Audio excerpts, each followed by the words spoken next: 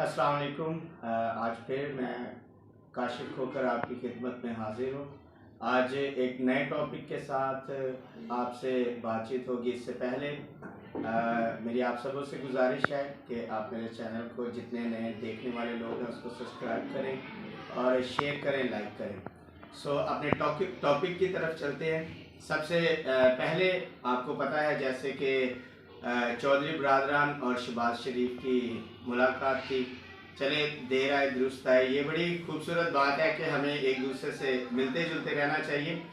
शहबाज शरीफ जैसे चौधरी बरादरान के पास पहुंचे तो अपने मिशन के हिसाब से ही कि वो चाह रहे हैं कि हमारा कोई आपसी कंप्रोमाइज़ और कुछ ऐसे लोग हमारे साथ जुड़ जाएं, ख़ास तौर पे वो जो हुकूमती इत्तेहादी हैं, ताकि हमें कोई ऐसा तरीका मिल सके कि हम तहरीके अदम इत्माद ला सके, वज़ीर आज़म साहब को वापस भेज सके। लेकिन ऐसा अभी तक तो कुछ भी नज़र नहीं आता, क्योंकि वो जैसे निकले उन्होंने कोई मीडिया टॉक नहीं की, किसी किस्म की कोई बातचीत नहीं हुई, सारा कुछ आपने देखा।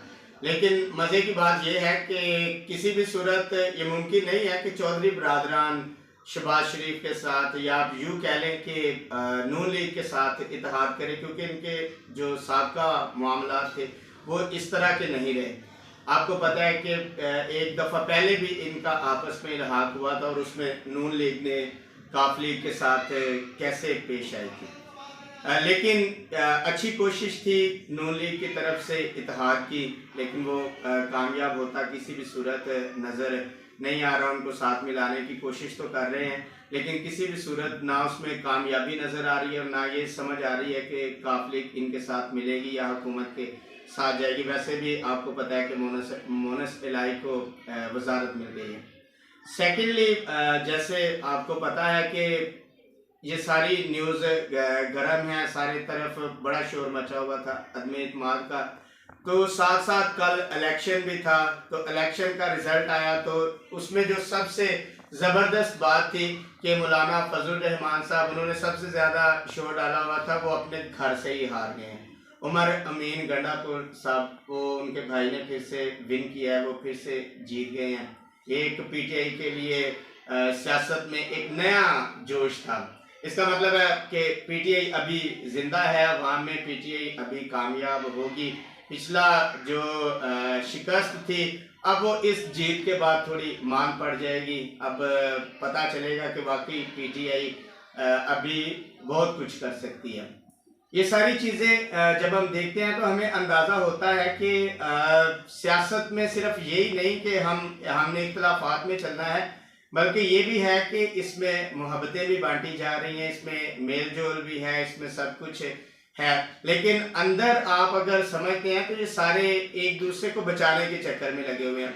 अगर शहबाज शरीफ अपनी भागदौड़ कर रहा है तो वो खुद को बचाने के लिए है, अगर जरदारी सारा कुछ कर रहा है तो वो खुद को बचाने के लिए, यानी पीपल पार्टी की दौड़ अपने लिए है, नून लीग की दौड़ अपने लिए है। और ख़ास तौर पर वो तबका बड़ी भागदौड़ कर रहा है जो जिन पे करप्शन के केसेस हैं, जो मनी लॉन्ड्रिंग के केसेस में फंसे हुए हैं, जिनकी टीटीज पकड़ी गई हैं। और शहबाज शरीफ का आपको पता है फैसला आने वाला है, और शहबाज शरीफ की सबसे ज़्यादा कोशिशें हैं ही इस वजह से। तो तमाम देखने वाले नाजरीन को मेरी तरफ से ये एक अच्छी खबर है कि आपको या सुनने वालों को जितने लोग हैं सबों को एक बड़ा थ्रेट था कि शायद हुकूमत जाने वाली है। ऐसा कुछ भी नहीं होने वाला।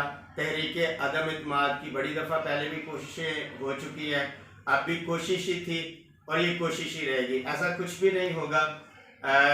ये साथ साथ चलते रहेंगे। पीटीएम का गुब्बारा जैसे बनता है वैसे ही फूट जाता है, जैसे उसमें हवा भरी जाती है वो थोड़े दिनों बाद खुद ही वो बैठ जाते हैं।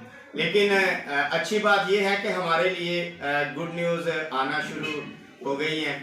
जैसे आने वाले दिनों में हमारे वज़ीर आज़म साहब रूस के लिए जा रहे हैं, रूस के दौरा पर, तो यकीन रखते हैं कि वहाँ से कुछ अच्छी खबरें आएंगी। और जब हम इस तरह आगे बढ़ेंगे हमारे वज़ीर आज़म साहब या दीगर, तो अच्छी खबरें ही हमें मिलेंगी और पाकिस्तान इंशाल्लाह आगे बढ़ेगा और ये सब कुछ पाकिस्तान के लिए बेहतर ही होगा। अल्लाह के बाद।